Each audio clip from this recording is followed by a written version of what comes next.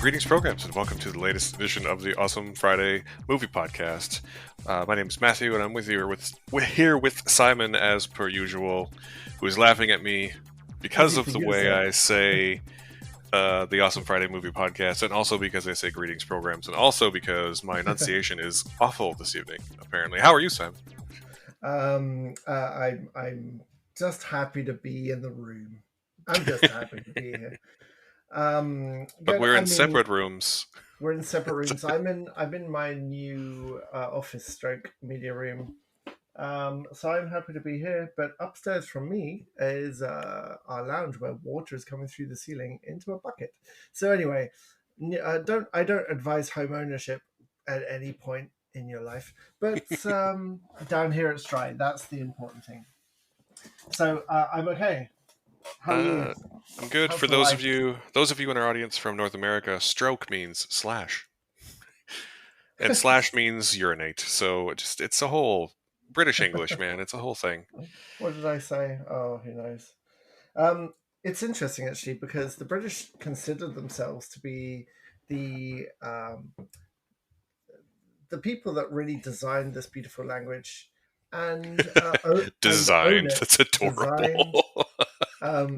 And more importantly, owned, and more importantly, tell other people how to do properly.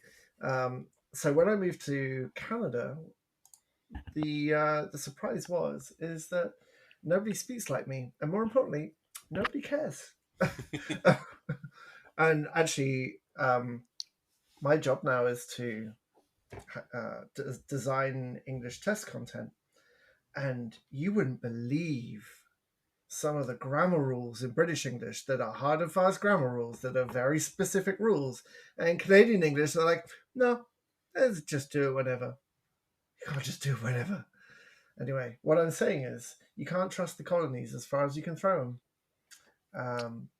Just like the amount of tea that got thrown into some ocean at some point. I know language evolves and language changes, but every day I find something different, and I kind of feel sorry in the long term for the people that have to learn this language. Like, I mean, it is supposedly it's the most difficult language in the world to learn. Yeah, the people that go to England and then go to work in America have a huge disadvantage, and vice versa as well. It's a real thing. And so when you're in my position where I spent many years of my life teaching a British English test, and now I'm designing for a Canadian English test. And sometimes I've decided to let some things go because, god damn it, Canadian English is really fucking messed up in certain very specific places. There's the weirdest things that you would never predict. I would honestly love to see a Canadian English test, because I'm sure, as you can probably tell, there's a comedy bit incoming where the test is like, how do you say it rains in Canadian? And the answer is, oh, it's coming down real hard, bud. Yeah, no doubt about it. We're gonna go collect some Harvey's trays to use as an umbrella. It's just... Wow, have you seen my test content? That's exactly right. So yeah, but the bonus is I get to work from home, so that's fine. I don't care. I don't care what else I have to do. It turns out I've had this discussion with a friend of mine recently about working from home. She's like, yeah, it was good at the beginning, but I found that it became like a really lonely experience, and I tried to get out for a run in the evenings, but she's got kids as well, and the kids will come home and they want to stay in. And I'm like, lady, let me tell you, all of these reasons have not happened to me. Like, I could not be happier working from home, being inside all day. I don't have this urge to go out. I'm not Canadian, apart from my passport, so I don't have this urge to go out and do things in the rain, which I've noticed is a very Canadian thing. But I mean, it's not so much an urge as it is a resignation to that's just the way it is. But I mean, a resignation. I would figure that people from Britain might share. You guys, no. Here's the thing, though. When it rains in Britain, we're like, well, we're staying in for the next 2 weeks, put the fire on, and let's have a nice cup of tea. And Canadians like, oh, let's go for a hike. A hike? a hike. It turns out a hike is a really tiring walk somewhere, and Yes, we'll yes, it stroll is. in England. In England, we'll stroll, but we don't hike, and we certainly don't walk in the rain. That's not true. In some areas of England, you walk the moors in the rain and the fog. I would, but it's very leisurely. Like I know now that when my Canadian friends invite me to go on hikes, I know the answer is no. The answer is no That's because because when people in Britain say, "I say, chap, let's go on a hike up the mountain," and it's like a 10-foot rise. there is that wonderful movie. Have you seen? There's a Hugh. Oh, what's his name? Cloud Atlas. Hugh Grant. Hugh Grant Hmm. movie. That's called something like The Man Who Walked Up a Hill and Came Down a Mountain, and it's when he goes to a valley in Wales with Catherine Zeta-Jones, and they're petitioning to have their hill classified as a mountain, or they've always called it a mountain, and the local council have said it's not high enough.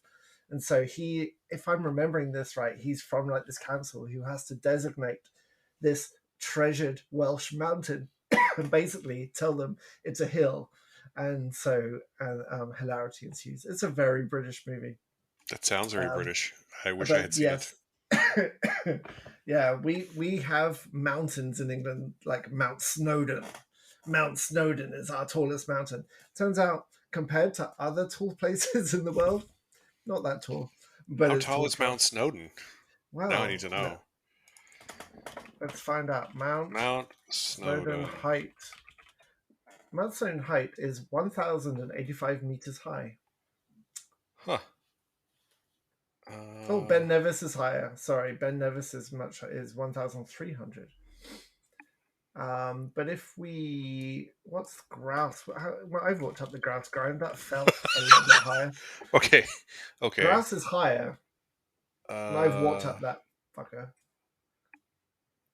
let's just see here. Mount Maxwell Provincial Park is the park where I grew up. Oh no, this is, oh god, I don't want to hear about how you hiked up this 10,000 meter mountain every morning. Hiked up it. We lived at the top of it. Oh no, it's only 580 meters. But uh, considering the island only holds 10,000 people, that's you barely know. half a Snowdon. Yeah.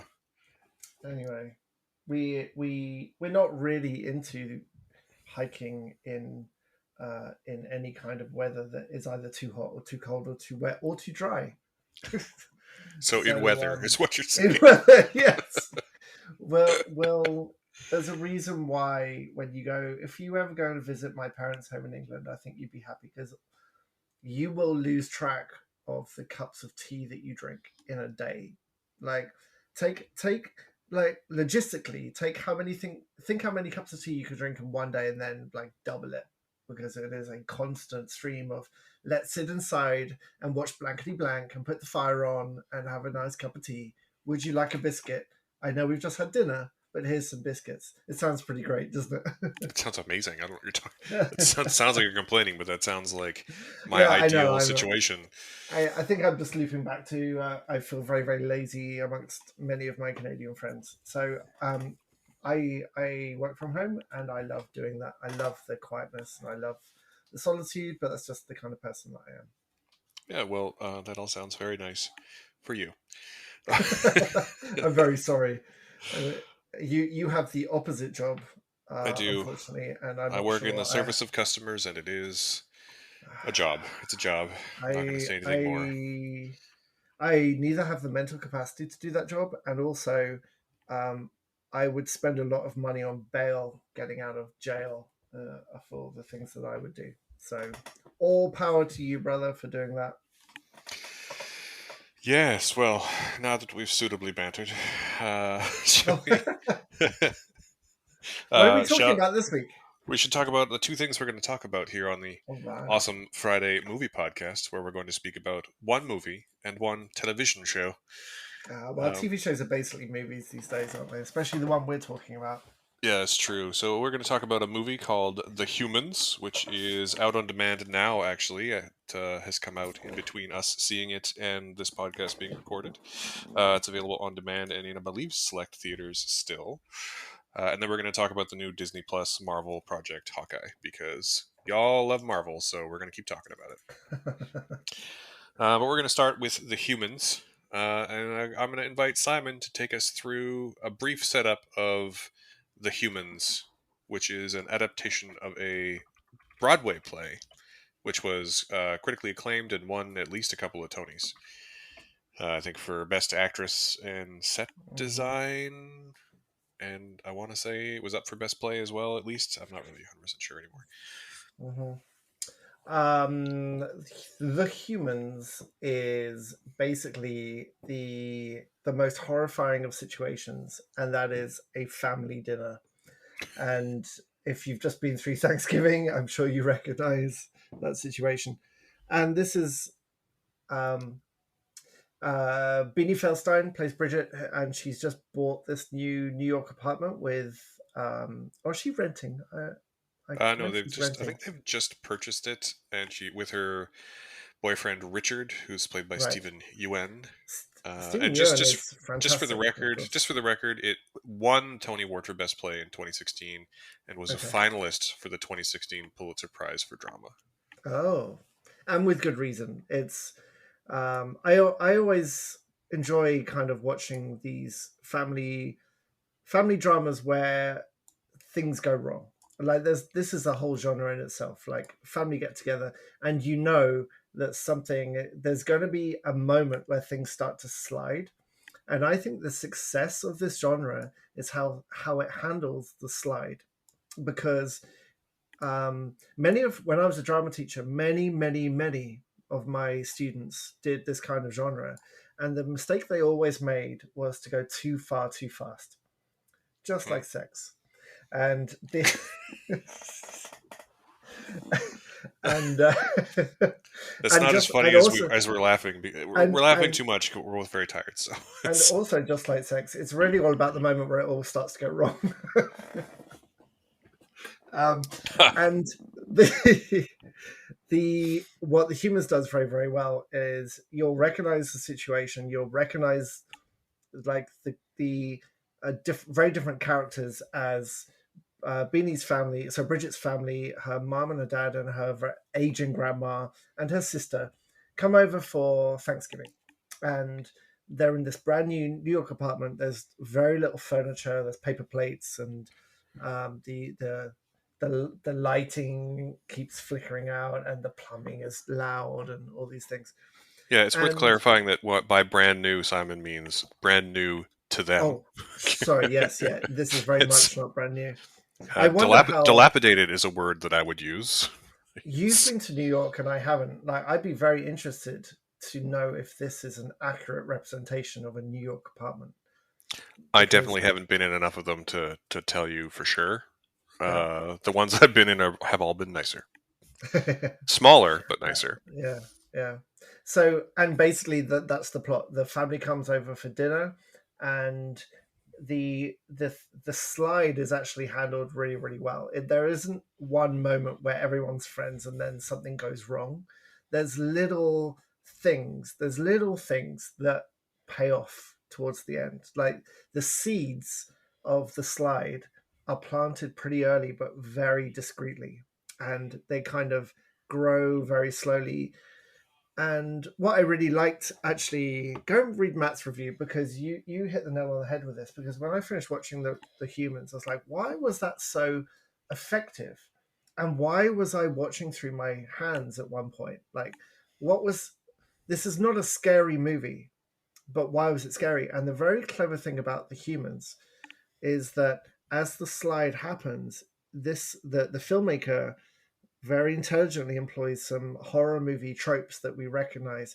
He takes this, like, the edge of building tension in horror movies and adds it to this family drama, and it's incredibly effective. It's really, really powerful, to the point where at the end of this movie you are wondering if there's going to be like a Shyamalan twist coming.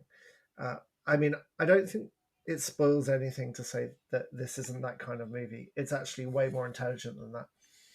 And what you're left with is it's very clearly a stage play. I mean, we both love watching movies that are plays, and Oh yeah, that's it, that's like one of my favorite kinds of movies are movies that feel like yeah, plays. So when it's yeah, directly an adaptation, and it's adapted and directed by the guy who wrote and directed it for the stage too. Like so, right, he's very right, close to the material. yeah. But it's got a very kind of 12 Angry Men kind of feel that you are stuck in this place with these people, and it's just pure interaction. There's nothing else but them speaking to each other, and luckily the script is amazing, the direction is fantastic, the design is great, and but the cast are really surprisingly great. And I have to say, like, we know that Beanie Feldstein is fantastic and Stephen Yeun, and I said to Matt that when I didn't know Richard Jenkins is in this, and I realized as soon as I saw him, I'm like, oh, this is going to be good. Like, Hmm. it's complete guaranteed quality. And the biggest surprise for me though was Amy Schumer. Like, I only know Amy Schumer as this brash stand-up comic, really, and she plays Beanie's sister, and she is so subtle and not underplayed but understated to the Hmm. point where I actually had to check that that was actually her in the cast list. I mean, what do you think, Matt? I mean, I agree with basically everything you're saying. I mean, Richard Jenkins is one of our great character actors, and he's basically always great. Even when Mm-hmm. he's in bad movies, he's always the best part of that bad movie. So he's Mm-hmm. incredible. Beanie Feldstein, I think, is has a really interesting presence, and also total side note. But once you learn that she and Jonah Hill are siblings, you can never Yeah. unsee it. Just Yeah, like yeah. it's just I wish I hadn't uh, learned that. yeah. I also think that Stephen Yuen is putting in or Ewan. I don't know how to pronounce his name. I'm sorry, but he he also has a really interesting presence, and he's on a pretty much a long streak of making really good choices in terms of roles. Um, I also think that Jane Houdyshell, who plays Mm, Bridget and Amy's mother, mm. is excellent. She's also apparently the only person to reprise the role from the stage play, for which she won a Tony. Wow. And she is excellent. Yeah. And even June Squibb, who's really only in the background for most of the movie as Mm, Momo, the grandmother who has Alzheimer's. You mm. know, like she has like maybe a combined total of 5 minutes of screen time, but she's excellent in all 5 of those minutes. Yeah.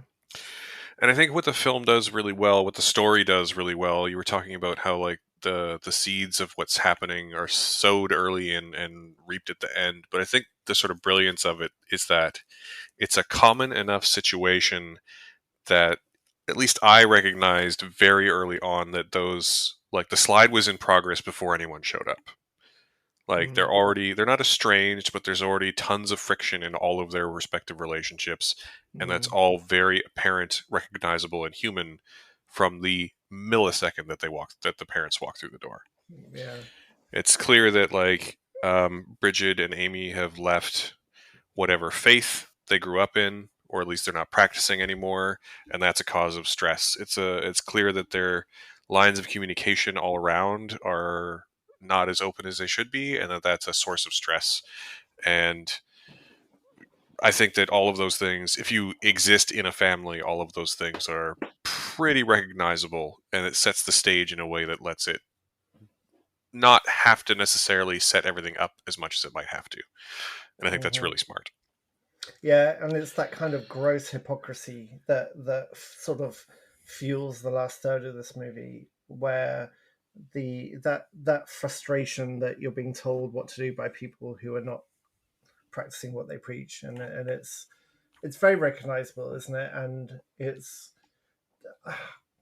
I didn't see my dad in the characters, but I certainly heard, the generational divide in some comments, and like, when your parents have one career for life from 18, they're going to see the world differently than if you leave university and you jump from job to job and you're doing something creative. And it's that the tone was quite uncomfortable sometimes, definitely.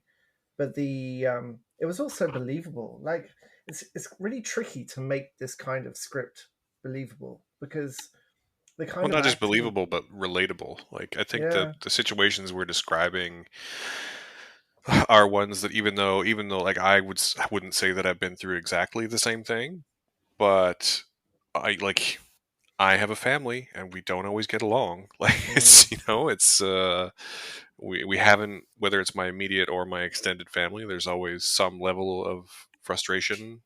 It's all very relatable stuff that's happening. mhm.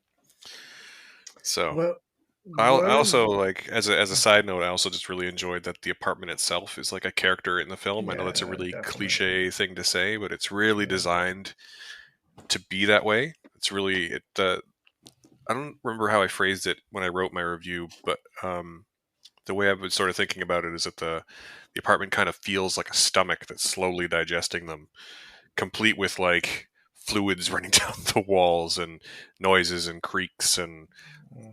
foreboding negative space. It's really really effective. Apparently, the stage play of the set is actually a like a Mm, two-story set that won a bunch of yeah. awards and gained a bunch of attention. And I don't know if they were able to translate that exactly the way it was intended for the play, but I found it to be quite effective the You way it saw was that at the used in end. the film. There's a moment at the end of the film where they cut from upstairs to downstairs immediately, and Hmm. as soon as I saw that, I'm like, oh, that was the set, because they use a very similar set to when I saw at in Spectacles at the National. They use a very very similar set, and it's very very theatrical to have that split level set. So as soon as I saw it, I was like, oh, okay, Hmm. that's what they did. I understand, because I was thinking, how did they capture this on stage, like to capture these pockets of space? And you talk about negative space, and it's very effective, and that would be a really solid way to do that, definitely. Hmm. So I think it's Did you? a pretty solid recommend so far from both of us. Yeah, yeah. Obviously, it's a slow burn family drama, and it there isn't any twisty payoff, even though, and this is something maybe I want to ask you, were you kind of, I don't want to say disappointed, but there's lots of references to something's weird outside, like lots of images and people through frosted glass and trying to get a signal to the world. And so it kind of feels like they're playing up this idea that something is really wrong outside in the first third of the movie. And that isn't really, um, that doesn't have a payoff. And were you expecting there to be something more going on outside? No, no, I wasn't. Um, I fully read that as a thing that I recognize from, my even just from myself doing, in that it was people looking externally for problems, the source of problems for which they should be looking internally. Oh, it's a very clever read. Damn it. Yeah. Everyone's trying to look out. Everyone, especially in the beginning, everyone's looking out the windows and trying to get cell phone signal entirely Mm-hmm. because they're trying to distract themselves from what's Mm-hmm. happening inside the apartment. That's the Mm-hmm. same reason that Eric, the dad, Richard Jenkins, keeps trying to check the football score. He's looking Mm-hmm. for an out. He's looking for Mm-hmm. something to relieve the tension and or something just to keep him away from what's actually wrong. It's it didn't go obviously as far as Midsummer, but there's one weird tradition, like Thanksgiving tradition, that is really uncomfortable. And the only person who doesn't know it, of course, is Stephen. Is Richard, the boyfriend. And so for the rest of the family, they're laughing like this is the most normal thing in the world. But to the viewers and to him, it's like a weird Thanksgiving ritual that is actually like creepy as hell, really, really creepy as hell. And the power games that are involved in how, because you got to hit something, and the strength of the hit suddenly became like the strength of the person. There was lots of jeering and power playing there, and there was lots of really uncomfortable moments that did feel like uncomfortable family moments that we've all been in, definitely, especially in a new family. This is really Yeah, well made, especially for a theatre guy. Like for a theatre guy to direct this so well, to translate a piece of theatre to a movie, which is actually a really, really tricky thing to do, to capture the same kind of feel and to rethink the framing of everything, but still keep its like theatricality. Really impressed with the direction of everything as well, and the camera work was fantastic. Yeah, I kind of worry. I don't know if you felt this as well, but one thing I did feel about the direction was that I feel like, how am I going to put this? So the play was staged on this two-story stage, so people could be yelling at each other from like different floors because the apartment's a two-level apartment. And I feel like in an attempt to recreate some of that distance, a lot of scenes are shot from outside of the room they're taking place in. So sometimes people have their back to you, and sometimes you really only see what's happening like through a doorway. You can really get the full scene. And I kind of wonder, and to be clear, like I did really like this movie, but I kind of wonder if for some people that might create too much distance. And I know that's a really esoteric criticism, Mm. um, but I feel like that might be the case. Like, the camera in certain cases, the camera is so removed that it's maybe hard to relate to what's happening in the scene. I don't I know. kind What of do you like think? the yeah. No, I know what you mean. It's definitely a choice. I like choices like that. It feels kind of voyeuristic, and that you're overhearing conversations from a different room, and sometimes those conversations overlap as well. So it's it's done in Primer as well. I love Primer. I love the delivery of information in Primer, and this isn't done to that extent, but that obfuscation of view when everything's not clear and you're trying to work things out, that's very theatrical as well. So Hmm. it's fine for me, but I totally take your point. I think this movie is probably an acquired taste. It's not going to appeal to everyone. I think some people are going to find it a little slow because that's the nature of this movie. It is a slow burn movie. Yeah, I mean, I'm sure a lot of people will find it off-putting for various reasons too. But I definitely think that Mm. anyone who likes to watch good actors, capital A, act, Hmm. boy howdy, do we have a movie for you? Yeah, Yeah, come on it's in. yeah. So it's a pretty thorough recommendation, I think, from both Yeah, of us for The Humans, definitely. which again I think is playing. I think it's in a limited or in select theaters from Mongrel Media, and it is definitely I think on demand as Mm. well, at least on Yeah, iTunes yeah, it's on or iTunes. whatever they're calling iTunes now, Apple TV, I guess, and I think other platforms as well. So Hmm. definitely check it out if you like good movies. Do that. Yeah. So, what's our second thing? So now we're going to talk about the new Marvel project, Hawkeye. I think this is a project that we're both sort of fine with. I think maybe me more than Simon, because Simon's a little more over Marvel stuff than I am. Um, but yeah, I guess I'll take us through a quick setup for Hawkeye, which is a 6-episode TV series of which we have seen the first two, and they detail Clint Barton, the titular Hawkeye of the Avengers fame, spending Christmas in New York with his family and having that disrupted by Haley Steinfeld's Kate Bishop, who finds his bad guy suit from Avengers Endgame, and then he has to save her.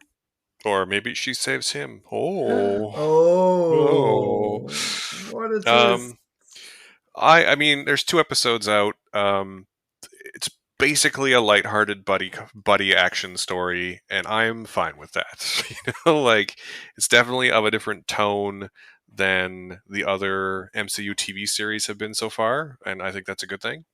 And I think that it's just the right level of just fun enough. Like I know that Simon, I know you're not the most enamored of Jeremy Renner as a performer, but I Well, think he's sort of perfectly fine for this role, especially that like uh, the ongoing criticism of Hawkeye. In fact, it's a funny story when I told my wife that I had screeners to watch this series, and she's like, "No, pass, hard pass." And I was like, "Why?" And she was like, well, "Hawkeye's boring. Like he's super boring." And I was like, "Oh, I don't know about that. Jeremy Renner's interesting and blah blah blah blah." And she's like, "No, no, no. Hawkeye is a boring character." And I was like, "Oh, that's interesting." And I think that's a lot of people might feel that way. And what I think I love about this series so far is that it basically says, "Yeah, he's like that on purpose." Like, and I don't know. I enjoyed it. What did you think? so yeah, I didn't like it as much as you. I think there's room actually to explore boring characters, and especially as the first episode near the beginning has Hawkeye watching Rogers the Musical, which was it's made by the Frozen songwriters, like Yep. proper musical theater people. Yep. Watching his entire life and also dead friends be enacted in the worst possible like student drama kind of way. So I had some Vietnam style flashbacks to my own student drama days. Um, so, and I think it's really interesting to explore trauma. I always think he's clearly traumatized, and it's a very interesting beginning of that. The problem is, Jeremy Renner is not the actor who has the range to make boring interesting. Like there are many actors who can make quiet interesting or boring interesting. I think Jake Gyllenhaal is fantastic at doing that. Like understated. He's I've never liked Jeremy Renner as a performer. Like he's just a spectacularly uninteresting performer. Even when he's diving backwards off buildings and flinging arrows, like there's nothing interesting about him or his performance for me at all. And I think a key problem of Hawkeye for someone like me who feels like that about Renner is that you pair him up with Haley Steinfeld, who could make the phone book sound kooky and interesting and authentic. Like I love her as a performer. I think she is incredibly intelligent and incredibly authentic, and she is very much in the moment. You can see like the eyes. You always start with the eyes, and she's always there. Like she's always there in some capacity. And her show, by the way, on Apple TV, the Dickinson. Dickinson. It's a very interesting show. You may not like a lot of it, but she is really good in it. So the problem is when you pair someone as for me as uninteresting as Renner against Steinfeld, it just exposes this gap. And so I also found it difficult to kind of care about them. And in terms of the story as well, I have no problem with low stakes and I have no problem with personal stories, but I don't feel there was really anything like interesting that happened in 2 episodes. Like So it doesn't help. Hang on, it doesn't help that if this is a character study that Renner's characters, Hawkeye's not the most interesting of character, but more importantly, he's not an interesting actor. Yeah, go. So I was going to say that I don't necessarily disagree with really anything you're saying. I definitely like Jeremy Renner more than you do. I think that he's put in a lot of really interesting and dynamic performances. I don't know how many of you've seen, but like definitely like The Town, or even Kill the Messenger. I think he's really quite good in. Among other things, he's one of the only things I actually liked about American Hustle as well, which is a movie that I did not like. But anyway, um, I think it's really interesting that like he's pretty boring, and that the narrative makes it clear that like it's because he's an old school spy and wants to be as nondescript as possible. I sort of love that about it. I love that at one point Kate Bishop calls him out and she's like, "You know what your problem is?" And she's like, "Branding. It's just branding. You gotta like get out there and do your thing." Um, I sort of agree that like there's a maybe a charisma mismatch, but I think it's purposeful. Um, I don't necessarily disagree that it's not that not a lot of stuff has happened so far, but being a 6 episode limited series, we're only just at the end of the first act, and I can sort of let that go. You know, there's 4 more episodes and 2 more acts in the story to go, and I sort of like that what they've set up is on this side of like ridiculous Marvel. Like I really love that the bad guys are the tracksuit mafia. You know, it's so stupid. So But the like Robin Day. it's like exactly like it's to me it's the show saying for the story we want to tell it doesn't actually matter, right? So let's just make it the ridiculous one. Like let's just make it the dumbest one. And so that's what they did. And I sort of love that about it, and I love that they're just all like vaguely Eastern European dudes in red tracksuits. It's, you know, and the series does a couple things that I do like. With Hawkeye as well. And the main part of which is that I just really enjoy that it maintains the fact that he's a good dad. and a good family man. So many other Mhm. hero stories are a hero who's being forced to choose between his family and his heroism, Mhm. or to or the fact that he's a deadbeat in the name of being a hero, or gives up being a hero to be a good father. And I think it's really a good thing that Hawkeye as a character is able to do both. I also like Mhm. that they finally made him deaf, which is a thing from the comic books. He's deaf, and I like that they gave it an in-universe explanation as to why, to explain why he wasn't deaf before.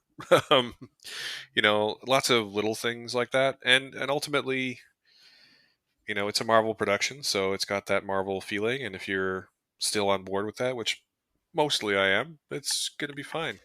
See, that's the thing. There's some horrendous editing, though, just to be clear. Like, it's not all sunshine and rainbows. This show for me is, so far anyway, is a pretty perfect 3 out of 5, right? Like, it's not amazing, but it's not bad. It's a bit of lighthearted, empty fun, but I'm sort of Mhm. fine with that. Um, and the parts that really stick out to me is bad. Like, I'm glad that you're focusing on Renner as the part that's sticking out to you as not being enjoyable, because the parts that aren't enjoyable to me are the, like, in the first big fight with Kate Bishop, where so in the story, sorry, context, in the story, she ends up at this underground auction where Hawkeye's Ronin suit from Endgame, the one he wore when he went around the world killing bad guys, is up for auction. Bad guys attack. She puts on the suit to fend them off so they don't know who she is. And then everyone's like, "Oh, Ronin's back!" And all the mobs come out to kill her. And in that first fight, when she puts on the suit, the editing is just awful. There's one really good take in it where there's people coming at her from either side, and the camera sort of pans back and forth and Mhm. shows you how she deals with both of them. But the rest of that fight is so horribly cut that in a room that's maybe 20 by 20, you could barely keep track of where anyone is.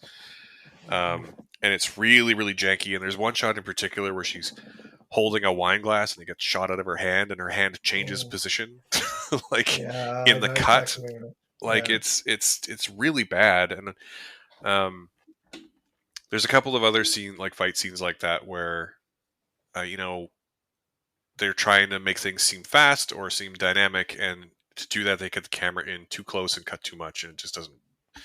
I say this every time we talk about an action movie, but it Yeah. doesn't Yeah. work. Like, the best action beat in the whole first 2 episodes isn't even that much of an action beat. The bad guys are outside.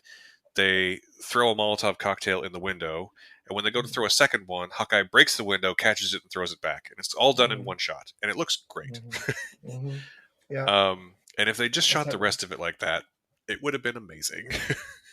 I totally agree, and I think that really links into what I feel about Marvel in general. Like you talk about if you're on the Marvel train or not, but I think there's actually two Marvel trains now. There's the uh, Falcon and Winter Soldier and Hawkeye, which is not that creatively directed, not brilliantly edited, lacking in charisma, straightish forward. And then you've got the other Marvel train, which is Loki. I mean, I adored Loki because it was so out there. It took so many chances and it was so well made.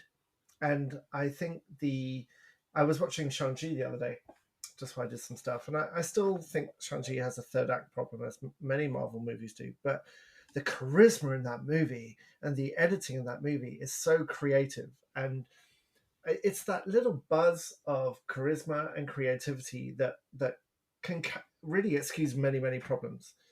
And Hawkeye's lacking that, apart from Haley Steinfeld, is lacking both those for me. Do you know what I I mean? mean, I do it. I do it. I mean, and again, I don't like. I totally see where you're coming from. I don't know if I 100% agree about Captain America and the Winter Soldier, because I do think that Sebastian Stan and Anthony Mackie have a pretty decent chemistry together. But I see what you're. I mean, the other thing is that, like, sorry, I'm sort of bouncing all over the place. The thing about the Marvel train right now is that you're not wrong. There's definitely two trains right now. There is the really out there ones that are building us toward what feels to be Kang the Conqueror and a multiverse of bad guys. But there's also a train that seems to be building towards a new and or young Avengers setup. of which Kate Bishop would clearly be a part, where they're introducing younger versions or young of heroes or younger heroes who will eventually take up the Young Avengers mantle to fight insert whoever you want here. And I don't really know which of those.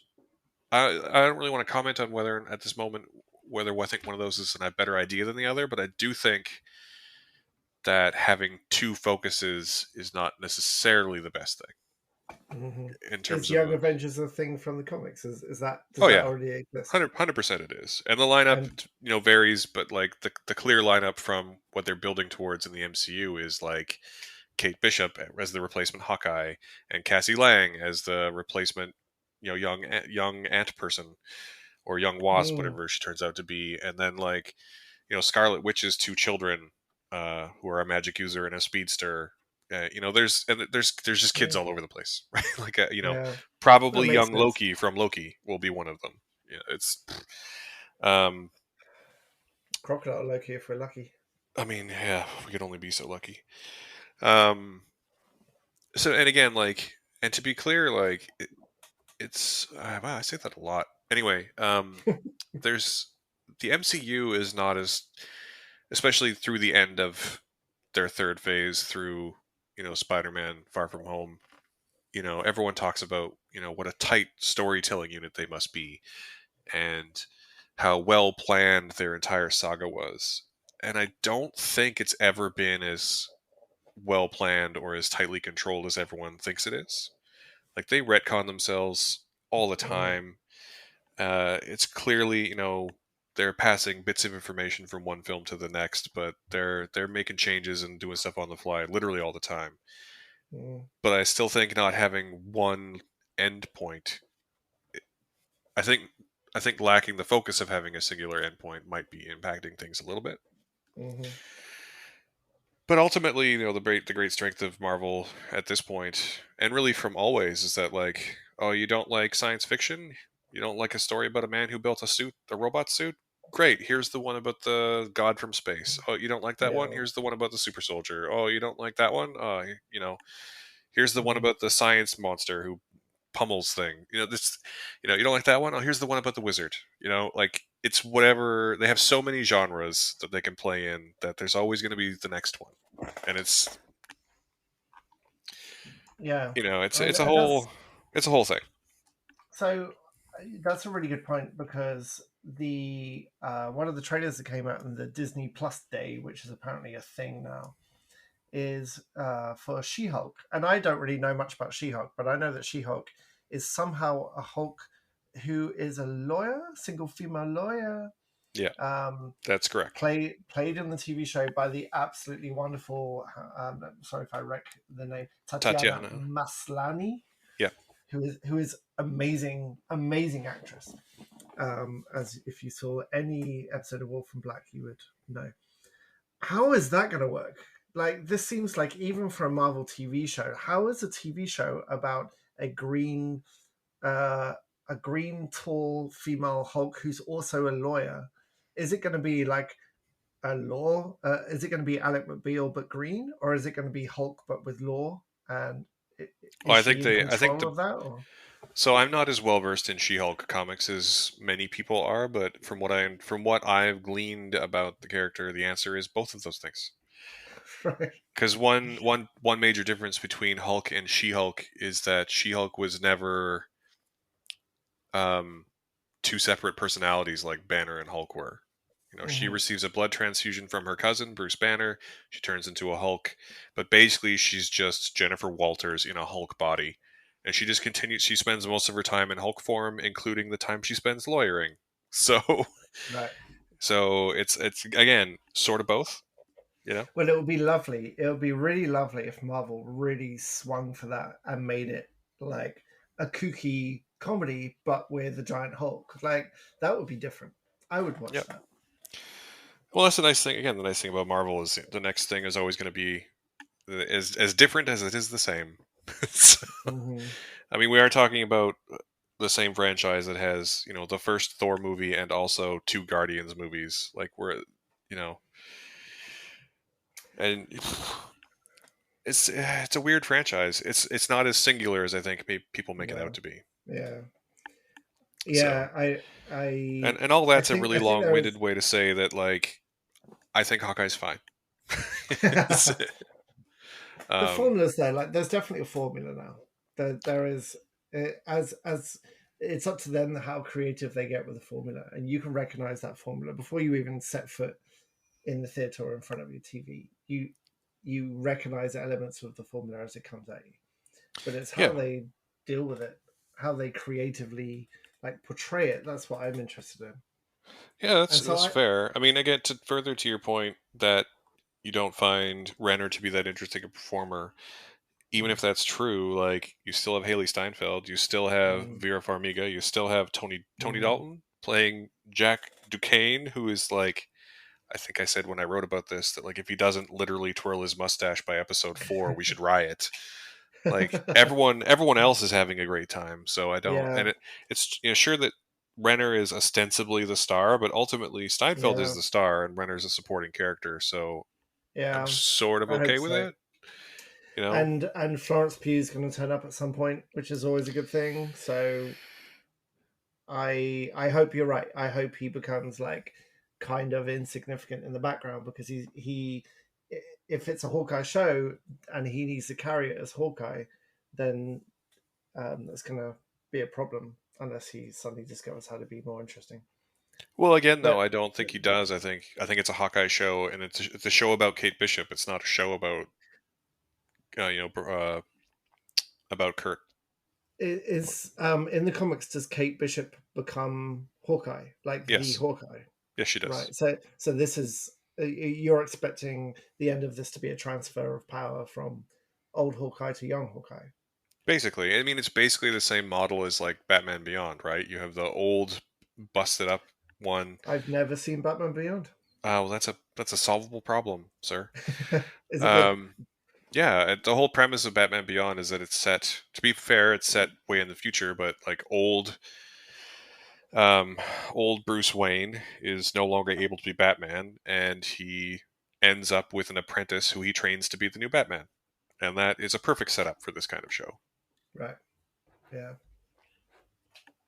So, I mean, I don't know where they're going to go with it, but like I say, I like that it's, what am I trying to say? Like, WandaVision was very much about grief and trauma, and Captain America and the Winter Soldier was very much about race in America, and Loki was really interestingly about things like self acceptance and, you know, Mm, really heavy topics, mm. And Hawkeye so far seems to be a lighthearted show about a mustache twirling villain and a gang of guys in tracksuits. I am fine with this. I don't need everything to be important, you know? And if the rumors are true, then Vincent D'Onofrio is coming back as Kingpin, but fat suit Kingpin, like full on 20 foot wide Kingpin. So Interesting. it could really lean into the more comic elements, definitely Yeah. comic book elements rather. Yeah. And like, I don't know. There's people online who are ragging on now I've forgotten her name, but the young girl who plays Hawkeye's eldest daughter for being a bad performer, but and especially because Yeah. she's the child of one of the Russos. Um, Oh, but like she's a kid, like leave her alone, like she's fine. yeah, Kid yeah, performers are allowed to be uneven.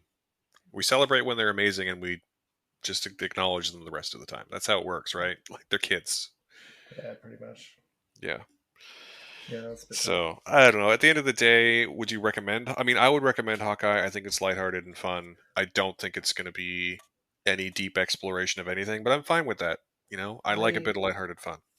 I don't care about it at all at the moment. I'm going to watch all of it and then I'll see if I recommend it as a whole. I get the feeling it's a couple of movies chopped up, isn't it? So Or it's I one. do like from the To me, it feels like one movie that's been stretched, but yeah, no, it's six of that's one. accurate. The trailer for Hawkeye gave me big like we know why you love Die Hard, so we're gonna give you a little bit of Die Hard in our. Is this an action series set at Christmas or is it about Christmas? Let's start that debate again. And I got big. Die Hard feelings from the trailer or before it came out. So I'm down for a bit of that. I love a bit of Christmas action crossover. So I do love that it's a Christmas show. yeah, yeah, yeah. And I go back and forth on whether Die Hard is a Christmas show, and I think I've landed on whatever you like, man. I don't really care. It's fine. Okay. That's a way to win every debate ever, isn't it? Yeah. Like I mean, if you whatever. really want to nail down my thoughts about whether Die Hard is a Christmas movie, I think that it is, but it's not for any real thematic reason other than in the early to mid 80s, if you really wanted to get every employee together for a party at the same time in the same place, the only way to do that in a North American setting is Christmas. So, like that's the only Fair reason enough. that's the only reason you can't replace Christmas with like Easter. Like you don't have an Easter party in an office setting. You just don't. Yeah, So yeah. that's the reason why it's a Christmas movie. Fair enough. But like, if you want to read into it that it's about a man who's sacrificing himself for the greater good and blah blah blah blah and reconnecting, there's lots of other things you could buy in. But at the end Yeah. of the day, like, just enjoy it the way you want to enjoy it, man. Like, I don't care. Like, do you. Your blood pressure stays a lot lower that way as well. Yeah, it really does. Just on that point, while I remember, I'm playing the Guardians of the Galaxy movie game on PS5, and just summarizing how I feel about this, it is fantastic. It is so good, and it Yeah. feels like way more involving to me than even both the Guardians movies. And it is clearly written by a team that love Guardians of the Galaxy, and because all the characters are so well written, and Peter Quill is just that right balance of like a child with guns in an adult body. And there's just wonderful moments where they're climbing through a Nova Corps spaceship that's crumbling or falling apart, and they're being chased, and it's very dramatic. And at one point, Peter goes, as he's bouncing over this balance beam, trying not to fall to his death, he just goes, "Oh, come to the coast. We'll get together. Have a few laughs." And Gamora's like, "What?" He's like, "Oh, nothing. It's just nothing." And then later, there's two difficult choices, and Drax says, "Yes, we are indeed between two rocks," and it's just played really, really well. It's written brilliantly, and it's surprisingly moving, and the gameplay is fantastic. So highly recommend it. I'm loving it, absolutely loving Oh. Well, that's three things I think we have to recommend then, right? Because we're definitely saying you should watch The Humans. Yes. I'm saying that Hawkeye is totally worth your time. Mm-hmm. And Simon is saying that the Guardians of the Galaxy game on PS5 is also totally worth your time. So good. So it's also on PS4. Just Oh. saying, Matt. For all that extra time you have. For all that extra time I have, I can fill it up with another game that I'll never finish. So what's coming up in the next week for you then, in your media life? I have no idea. So much stuff. The Beatles get back. Are you interested in watching that? I am. I have no time to watch it. True story. We were actually set to watch it, and then we ran out of time. So now it's just on Disney Plus. So you should go watch it if you're interested in the Beatles, which I am. So I'll eventually watch it. Yes. I have seen a film that's been released to much critical acclaim at many film festivals this year. There's a film called The Souvenir Part Two, which is a lovely little character study from Joanna Hogg, sequel to her film The Souvenir, shockingly enough. Which is an interesting film for a lot of reasons, but also because it's a sequel to a character piece about a woman who is living through an abusive relationship. But anyway, I don't know if you want to see Last Night in Soho or Spencer, but they're both on demand now, so you could watch those. I've seen them both. Oh, have you? Yeah. How's Last Night in Soho? In a It's word. Good. It's good. Okay. It's good. But also, Whistler Film Fest starts this week, which I think is my last festival of the year. Now that I'm finished with Blood in the Snow Film Festival, so Whistler is the first 5 days of December in person, and also the whole month of December online. And they usually feature lots of great Canadian content, so I'm pretty excited because I feel like we don't. I try and go out of my way to watch more Canadian stuff Mhm. And I'm just glad I'm going to get to do that this year. Yeah. I don't know if you guys are fans of the Resident Evil movies or not, but I thought that the new movie was kind of fun in a way where it's a Mhm. bad film, but that doesn't matter. It's just stupid, you know? I'm 100% in for hot people killing zombies, Yeah. Well, you're getting a lot of that. and not directed by Paul Anderson. I mean, that's pretty much a winner for me in any genre at any time. Yeah, but he has a talent for making his wife look good, so I suppose there's that. Yeah. yeah. So Okay. yeah, the short answer is I have a lot of stuff on my plate, and I don't know what we're going to talk about next week, but there will be something. This there will definitely. We are planning on doing a Christmas episode of this podcast at some point where we speak about several versions of the Scrooge story, I think. God, we organized that ages ago. Yes, Yeah, yeah, yeah, so yeah, we yeah, don't know when that's definitely. going to happen. Probably the last one before Christmas would be my guess, Yeah, but that's yeah, definitely. yeah, but That'd be you know, great. because it's that time of year. Sure is. Time Yeah. to watch Die Hard. Woo! I'm going to mix it up. I'm just going to so on the Die Hard as a Christmas movie front, just as a Mhm. final thought, I'm going to say broaden your horizons, man. Watch literally any Shane Black movie. You know, I have a Shane Black aversion. Yeah, it's a real problem you have there. Get some But credit for like Lethal Weapon 1, The Long Kiss Goodnight. Long Kiss Goodnight being directed by Rennie Harlan makes it double trouble. that. Uh, Kiss Kiss Bang Bang, The Nice Guys, even Iron Man 3. All good Christmas films. Okay. What Yeah. about Predators? Is his Predator movie a Christmas movie or It's a worth bad watching in movie, so it any? doesn't matter. It's not Okay, it good. doesn't count. Yeah. Fair enough. I mean, I'm sure it Okay, counts. maybe. It's just also not good. It's not one I'm going to recommend. So, Okay. Cool, cool. yeah. Well, we're at an Well, hour, so I think we should probably sign off. mhm. I didn't ask, what's on your plate for the next week? Do you have anything? Oh, I mean, putting more buckets under leaks until my roof gets fixed. These are the fun things I have to deal with. Unpacking boxes.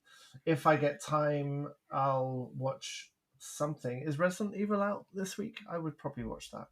Hey, it's out now, Um, but it's in theaters. I'm very interested to watch Last Night in Soho. So, but also my wife hasn't seen Bond, so we might rent that. Hmm. I would gladly watch Bond again, and I still haven't seen Dune, so I might watch Dune. Really, just get behind that curve as much as possible, um, just to stay, current.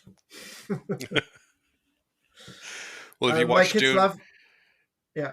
If I We watch could Dune, watch the David Lynch Dune, and then we could do a comparison episode. That'd be fun. okay, let's do that.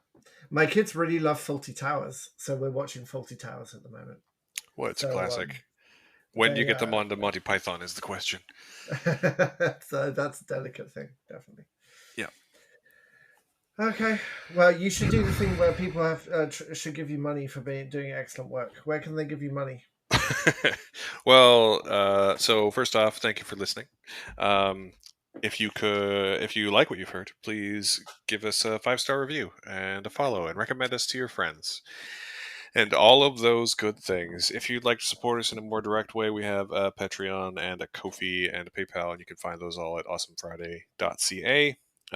If you do support us on Patreon, I do occasionally write exclusive things. Although, let's just say I do it on the regular. We'll say I'll do it regularly because that's not a lie. Um, but beyond that, again, we just want to thank you for listening. We appreciate all of you. See, I'm not Canadian and I'm not Matt, so I can actually reframe all of that as go and read other film sites and then read what Matt's writing at the moment. And if that doesn't put $2 from your pocket into Matt's pocket, then stop reading the site. Like, give him some money for what he's doing because nobody else is. And until he gets paid for it, then support him. Give him some Well, money. it's not nobody, but I mean, I would of course welcome any more supporters. So. Modesty, it's my best feature. I know it's fine. You don't have to be. You can be modest. I don't have to be modest. I read a Yeah. lot of film sites, and they are many of them aren't as good as what you're writing at the moment. So people should give you money. Damn it! I mean, if they There you want to, go. that's fine. Good. I finished. I Awesome. finished cheerleading. Good, good. All right, well, we're going to sign off. Everyone have a lovely week, and we will speak to you again soon. Bye. Bye.